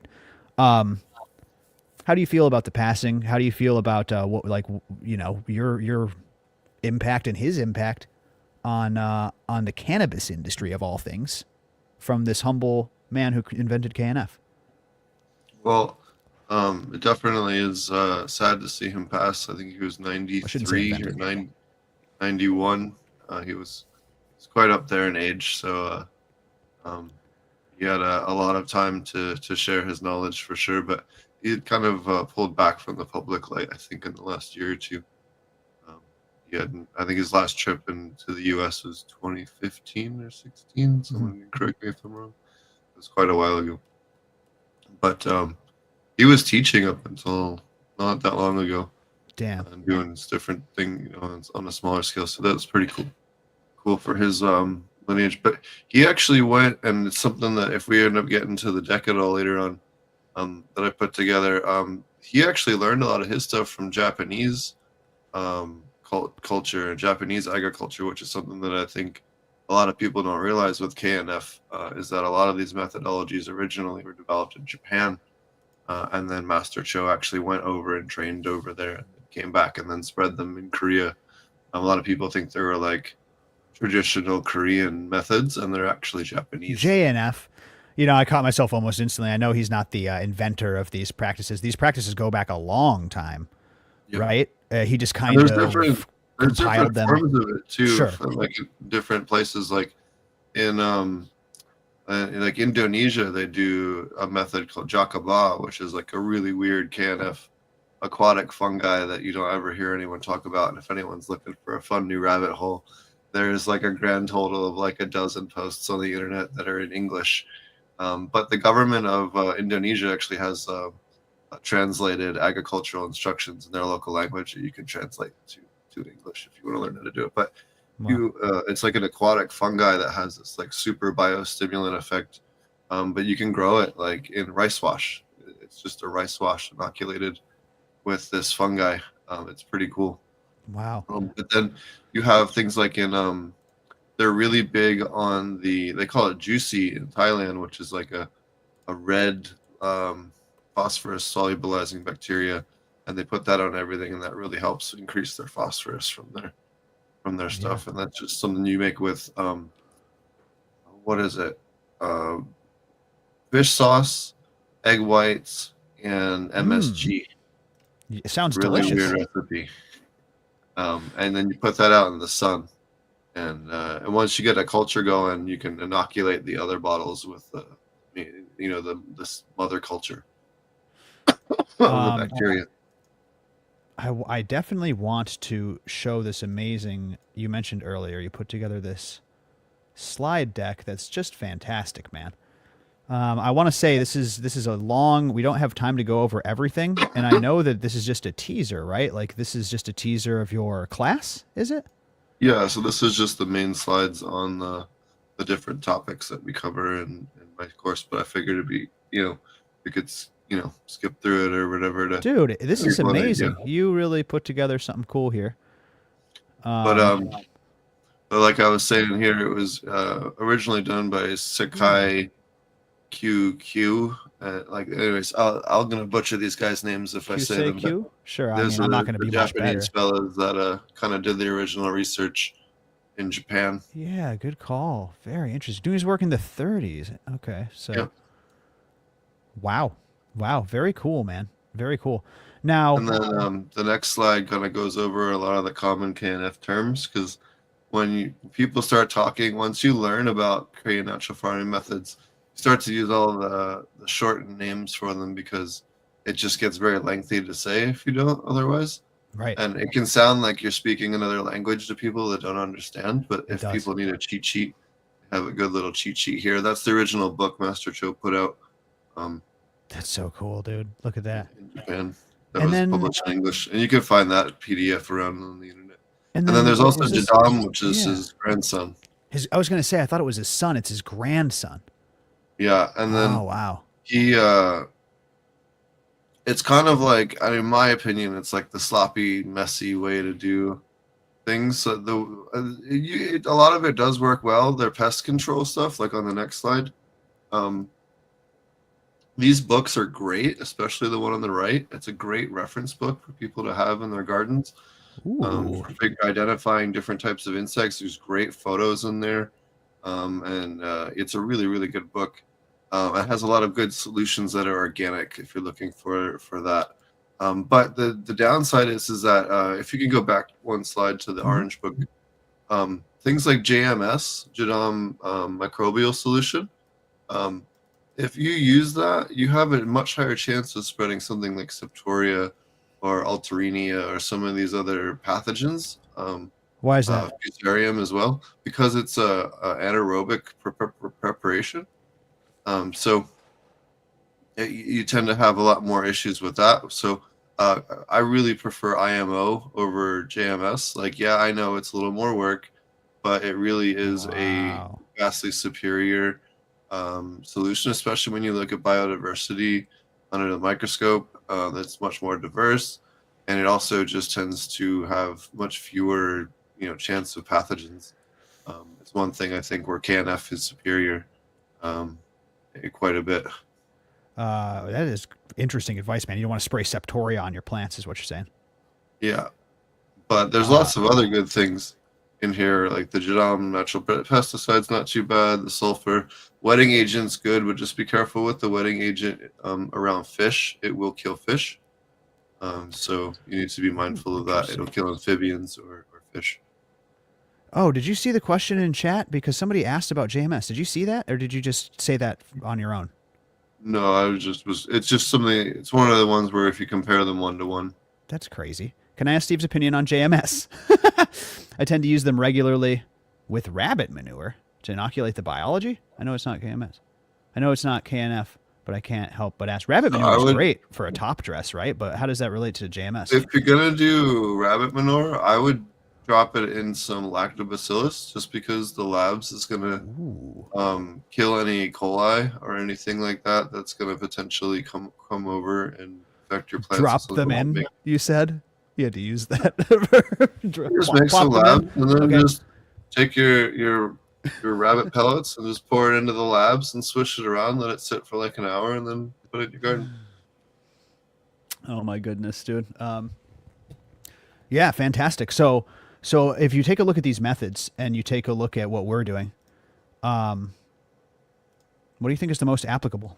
What do you think? So I think the best thing you could do if you're going to get into this is the IMO, at least doing up to IMO 2 and making liquid IMO from that, or ideally IMO 4. But if you just want to get started, you can do it up to IMO 2 and then make that into liquid IMO, and that's going to give you the best benefit for your garden.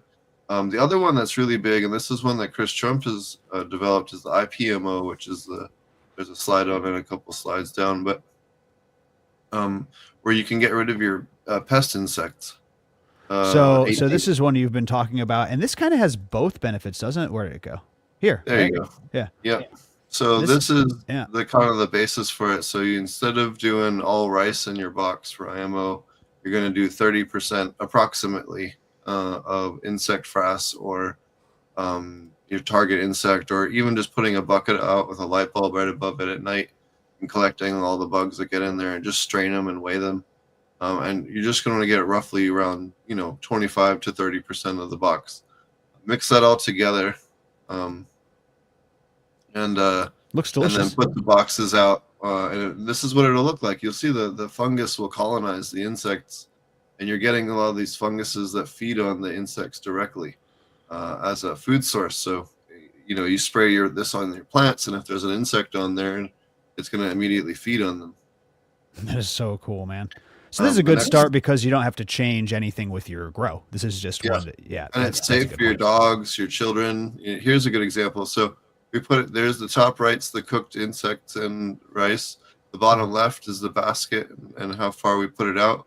The bottom right is the fully colonized basket. And then the top left is how we set the baskets up in the forest. Keeps the rain off of them, but allows them to breathe and get airflow and, Wow. and all that. That's so cool, dude. You're doing some cool shit. But be mindful, it will kill your bees. So, Right. Got it. But for an yeah, indoor grower, this is actually great. Well, it's perfectly fine to use outdoors, and it's only like if you spray them with it, it applies to it. But if it's like sitting on the plant, it tends not to affect the bees at all. So Oh, wow. just spray it in the evening once the sun goes down if you're doing outdoor, and it's perfectly fine because the bees aren't out at nighttime, and then you don't have any kind of problem. This is fucking dope. Do you guys have any questions about IPMO or anything like that? Anaerobic. Yes. I used to date a chick named Anaerobic. Can you go over making super labs? You talked about this once on a recent show. There's a slide why on not, that. Why not If go you there? up. Oh, Yeah, sorry. if you go I up, lost there's it. a slide on it. There Super it is. labs. Yeah. So this is Was this hold on? You came on my show. Hold on a Yeah. second here, Steve. You came on my show and you described super labs, which you invented basically, right? Like you or Yeah. you and your crew. And you described it as if it was a Professor Plutonium Powerpuff Girls style Chemical X accident. That's how you described it. You described it like you fucking knocked over some spirulina. Psh, Chemical X. I wish I had that drop. Is that true? Is that literally you found this by accident? yeah. That's amazing.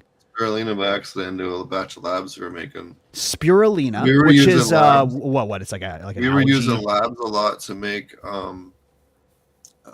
what's it called? To treat powdery mildew in the aquaponics on the tomatoes. Uh-huh. And then we were using the spirulina. We were trying to figure out a solution for the grow plugs to not get algae on them because some of the algae was killing some of the plant starts. Yeah. So we were looking around for stuff, and someone suggested to us that spirulina prevents algae growth. So we were mixing the spirulina in the water that we did the plug dunks in, and then Wow. using it for that. And that's why we had both of them in the lab there. But we tested a little bit of it, and it seemed to make the plants grow quite a bit faster. I used it on peppers that hadn't been watered in 3 weeks that were dead, and they came back and had new leaves growing out of every new dead node and all that stuff. Jesus. It's really good, but it's great for like if your plants get fucked up by a hailstorm or if they get like lots of insect damage, or you have like a bad windstorm and it kind of beats your plants up, like for helping them kind of like bounce back from stuff, or if you just want to like accelerate their growth rates. It separates the anthocyanin or the phycocyanin from the spirulina. And what we do is we'll take like 4 gallons of milk, and then we'll do 1 to 2 pounds of spirulina, and then either a quarter pound or half pound of kelp extract. Wow, that's a lot. Or powdered kelp, not even an extract, but just powdered kelp. So this is And loaded. then this with would these. it mixes together, and the kelp makes the plants uptake it faster, and it seemed to have a better, overall positive effect. You can go down one side and show them the pictures of the. Yeah, there you go. Inoculation. Wow. It makes this crazy blue color. If you did it right away, because God. that's what it'll look like. It's like neon blue. That's beautiful, man. What a happy accident. I know a lot of like great inventions were found by accident, but that is so wild and funny to me that that's really what happened there. Sure. And then you just let it go like 2 or 3 days, and what'll happen is the curds will form at the top, and then right below the curds you'll see there's this blue layer that's neon blue, and then you'll have a light blue layer below that that's much lighter color, and that's regular labs, and you can spray that or use that as normal labs the way you would anything else. Got it. Jeez, man, so cool. So I think it's so interesting that you're keeping the legacy alive through us cannabis growers. I think that's really neat. And this is also good for getting rid of things like E. coli, salmonella. If your chicken coop smells, your cat litter smells, your like pig pen smells, you can spray labs or liquid IMO, and it'll get rid of the smell and make it, all all clean. Yeah, absolutely, man. It gets rid of anything nasty, right? I'm a big fan of the sub-irrigated planters, the like earth box type systems, and you want to keep something down in that res to keep it nice and clean. And the labs are a great choice. It seems like when you put labs down in that sub-irrigated reservoir, it never goes funky. Keeps it as Yep, because they can survive in very low oxygen levels. that makes sense. That makes a lot of sense. Do you foliar the super labs? Asks Hands Cold. You can, yeah. You want to foliar and water into the roots. If you What do both, ratio? it'll help Says the growth. Hands Cold. Oh, so I'll do that at like a 1-to-20. You Nice. don't need a lot of it. It's pretty strong. Right on, dude. That's amazing. I know he's going to go You through can with this. you could too. even do like, I'm sorry. I was just going to say, I know this guy's going to go through with it. Make sure to send me some. That's really cool. Go ahead, Steve. You could even do a 1-to-50 if you wanted to feed lighter, just feed enough to make as much. And the spirulina isn't always the cheapest thing to make, but it's great, especially if you're like dealing with a problem where you come in, you're trying to like unfuck a situation where you have like aphid infestation or some kind of other thing that was neglected, or you're trying to save the plants or whatever. Step one, hit it with the labs, right?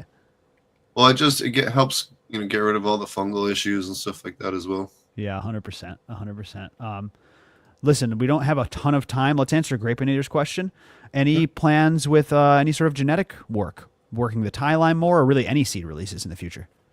Yeah, we have a tie line. I have some cool new stuff going on with Mr. Green Jeans garden, so that'll be that's in the works as well. So we'll see how those come out. And Is that what part of this Pheno hunt is about? Are you going to be working with any of these plants you find? I don't know. I was thinking about just picking one of the ones that we were already going to pop anyway for a Pheno hunt and seeing how that turned out for fun. Righteous, dude. And any timeline on that, or is this just coming soon? Coming soon. Oh no, we're going to be popping them in the next week. Popping what you're going to be hunting. Yeah. Got it. So we're still a ways out from any future project. Yeah. No, we're not going to be open until June or July. Cool. That's okay. Oh, I got a question on microbe products. This is a great question from my man Pukas. He said he heard that Photo Plus. Are you familiar with the product Photosynthesis Plus? Yeah. I've heard that Photo Plus has labs in it. Pukas says it's obviously homemade. Obviously, homemade is king, but would this be an okay substitute? I'm not sure they're 1-to-1. You tell me, Steve. I don't remember Lactobacillus species being on the label, but if it is, then I stand corrected. So you can actually, on that note, if you go back to the slide with the labs, it has pictures. Yeah, perfect. So in the top right, so you have EM1 that has labs and yeast in it. You have super Lactobacillus. So that's like a probiotic that they'll have at your pharmacy. And that one's really good, especially if you're like doing with aquatic stuff, but it works, or like compost teas and shit like that. But that is like 30 or 20 different types of lactobacillus, and you can get that at your local pharmacy, but you have to ask the pharmacist. Like, it's not prescription or anything, but they keep it on a fridge as like a probiotic after people get antibiotics. So you usually have to ask for it at the pharmacy counter. That's the hard stuff. Yeah. Or you can get kefir grains like on Amazon and use those as well. Sure, absolutely. But then you can also do your rice wash. That traditionally you put out some rice wash with cheesecloth, but if you're in a more polluted area, you don't want to do that because that's just going to get filled with funky nastiness. So these are like ways to kind of cheat if you need to. So I don't think those are 1-to-1. I think Photosynthesis Plus is like a proprietary photosynthetic bacteria, and then something sulfur related because there's sulfur in there. And I think it's a great product. I think it's a great product because it's cheap. I like that about it. Steve, are you grabbing any microbe products? I know you're like homebrew, but like, let's say you had to. Let's say are there any microbe products on the market that you respect or like? I've used Recharge for a long time. Yeah, sure. There's a product that Dr. Efron makes, and I'm sorry, I can't remember the name of the commercial name for it right now because we buy it like in commercial bulk. But that's he right. has Send it to me later. Really killer fungal blend that's really awesome. Yeah. Cool. And then I still buy a lot of microbes, right? So Bavaria bassiana, Asteria feministraceae, Metarhizium, those kinds of things you still have to buy. Bacillus subtilis, Bacillus pumilus, those types of things. So you just buy them straight from the source. You go to like effective microorganisms or some deal. Maybe you want to talk about the sprayer slide real quick? I was just showing off this one here. Yeah. Sprayer slide. Yeah, there we go. Okay. Ooh, okay. So I really like these triple-headed. If you can get a triple or quad-headed sprayer, they do much better with these disc heads. It keeps the pressure lower on application and makes like a fine mist. You don't want to go with the super high-powered foggers or atomizers. It'll kill your microbes. It kills the vast majority of your microbes. So you're just throwing a bunch of dead microbes, and then you get powdery mildew. It's just like, hey, a food source, like, you know, or some other mold that grows on your leaves on the dead microbes that you just sprayed on them. So this is really important, especially if you're doing biologics for your pest control, that you get these these rainmakers are pretty good. They're like $170. They're not the best quality, but you know, you get a couple of them, and you know, you're gonna destroy one every 4 to 6 months, but it's okay. Dude, that's a good point. I've heard this before. You know, that the foggers, the atomizers, they can really damage the microbes. I don't know how many like tests have been conducted. I don't know how much like each motor, each brand is going to differ. But I think you're wise to go for like something like this just to be sure if you're concerned with that sort of thing. It's just a good recommendation, dude. I like that. Just any kind of one where you have 3, 4, or more sprayer heads is going to lower that pressure at the end of the line and really help with that application. That's fucking cool, dude. The multi-sprayer. Listen, man, we are up against it. We've been streaming for 2 hours here. I want to make sure we give you time for plugs and props and everything. Don't go anywhere, everybody. We're going to do a giveaway as soon as we wrap with Steve before we close the show. But, Steve, what are you going to be up to? Where can people find you? Talk to me.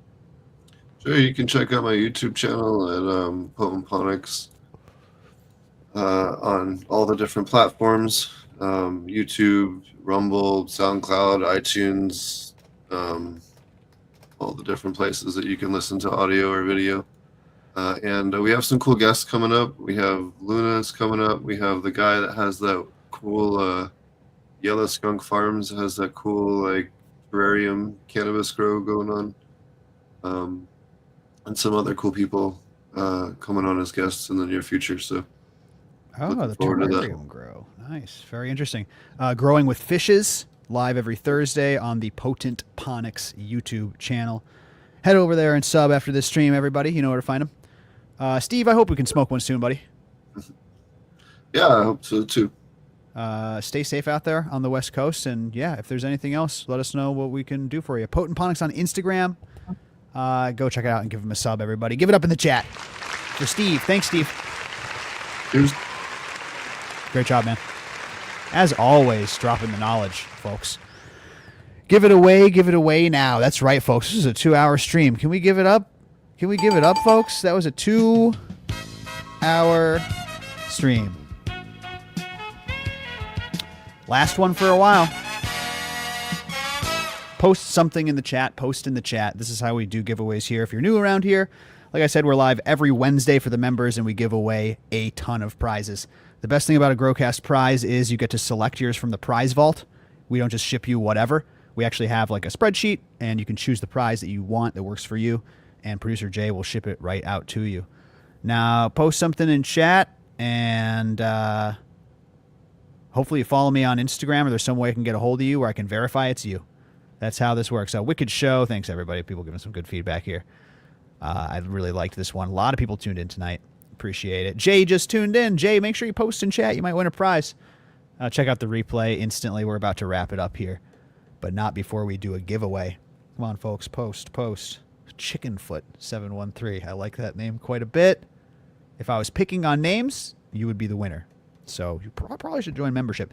Hey, guys, by the way, membership, we are starting the hunt this Saturday. That's right, this Grand Pheno hunt. Anyone can get in. Pop any amount of seeds this Saturday as long as you're within the limit, right? But I'm saying if you even have one space for one plant for the hunt, jump in membership, jump in the hunt. Someone's going to win $1,000 for the second time.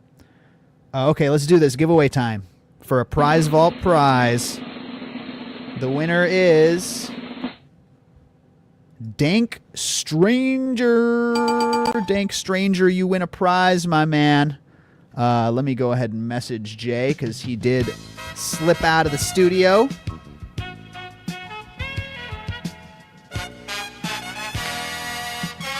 Thanks, everybody. This was a fantastic show. Shout out to our winner, Dank Stranger. I'm actually going to pop that right here so I don't forget, like I said. That's it, everybody. I'm going to go away for a while. No more YouTube streams for the rest of the month. Go ahead and jump in membership, growcast.com/membership. I'll see you there. We're starting the Pheno hunt. There's so many benefits, and plus we're live every single Wednesday, so come and join us. Your new cultivation family waiting for you. Thank you so much to Brandon Russ for being on the show. Thank you so much to Steve Raisner for being on the show. Thank you to producer Jay. Thank you to the whole GrowCast team, all of the moderators, all of the ambassadors, all the operatives. Hope to see you on the inside soon, everybody. But for now, I'm going to say good night to all my favorite people, and we're going to wrap this up. I'll be back on YouTube in March. Until then, be safe, everybody. Never grow alone, though. You know how it goes. Let me say good night to the following people. Good night to, not limited to, the following people. Fuzzy Skunk and Not Who I and VT007 and Scooter and Dylan and Permabriver and B. Hendricks and Hands Cold and Johnny Appleweed and Jay and Bob and Potent Ponics and Grape and Val and Michael and Fuzzy and Dank and Greg and Mary Beth Sanchez and everybody out there. I love you all. Be safe. We'll see you soon. And best of luck in the Grand Pheno Hunt. Bye, everybody. Go Team GrowCast. Peace.